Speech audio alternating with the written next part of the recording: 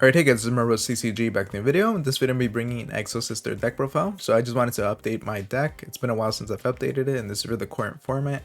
Let me know if you guys know any decks that I've made before that you kind of want to see updated, because it's been a while. And yeah, I decided to go first with EXOSISTER here. So I run one copy of Nibiru. Nibiru's great, but I think just the one copy is fine. You don't want to limit Martha or anything, just because Martha, if you do want to special summon it, it requires you to either have no monsters or pure exceed monsters, and this card can get a little difficult to do that, and it just ruins a lot of interactions if you're not careful with this card. And so just one copy for the cross out and for the chance that you're actually able to use it, but you don't rely on it. And then this is just I haven't really changed the how many copies I'm running here. I think 3 Elise is still great. Elaine is still not that great. 3 Sella is pretty solid, and 2 Sophia. I think 2 Sophia is great. I know some people have been dropping it to 1 or 3 copies. I think 3 can be too much, but 2 copies is the right amount, just because you do need these EXOSISTER names, and I think this is a great way of just keeping those names in there. 3 Ash Blossom, still a good hand trap, still really good, and it's a cross out target.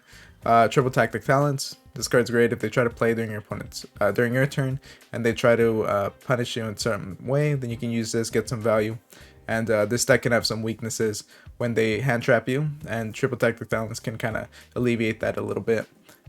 2 Pot of Prosperity. Pot of Prosperity, just to search something out from your deck, whatever card you need to get, and because you have a lot of multiple copies here in your extra deck, you're actually able to get rid of quite a few amount of cards in order to search something out. EXOSISTER Arment. I decided to only run 1 copy. I think it's great. Before I had 2 copies, but I think with Returnia here, we're probably sitting fine. 3 Book of Eclipse for the Kashtira matchup, and then we have the 3 Cross-out Designator. A lot of targets here that we can actually use because people are using a lot of cards here. There's a lot of generic cards in this deck that people are going to be running, and you're not only going to be able to punish hand traps like Ash Blossom, Nibiru, Imperm, but you can also punish something like Book of Eclipse, Evenly Match. So this card, or even Triple Tactics, there's a lot of things that you can kind of target here. So Cross-out Designator is able to do quite a lot. 3 EXOSISTER packs, because this is able to search and special summon, and it's just a great card to have overall. At 3 copies, yeah, definitely wouldn't cut anything here. Here we have Carpe Diem. So this card's solid. It's going to be your Prohibition, and it does have, not a lot of people kind of pay attention to this card, but it does prevent your EXOSISTER monsters from being targeted, but just for monsters that were special summoned from the grave. And then when you attack, you're able to pop a spell or trap, so that could be relevant sometimes, but yeah, usually you're just gonna use the Prohibition effect. And yeah, you just really need 1 copy of this card, and then 2 copies of Returnia. Returnia gives you the ability to actually special summon or exceed summon during your opponent's turn. And yeah, even though Arment does that as well, this card can banish and just give you more value while just playing it into a trap. So I think it's really solid card here. 3 Imperm. Just I still think it's a good hand trap to run.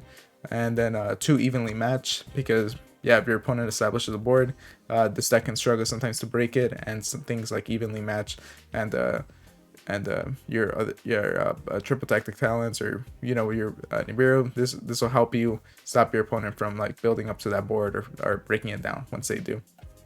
Then we have 3 copies of EXOSISTER Vadis. Yeah, just a solid card to get out during your opponent's turn.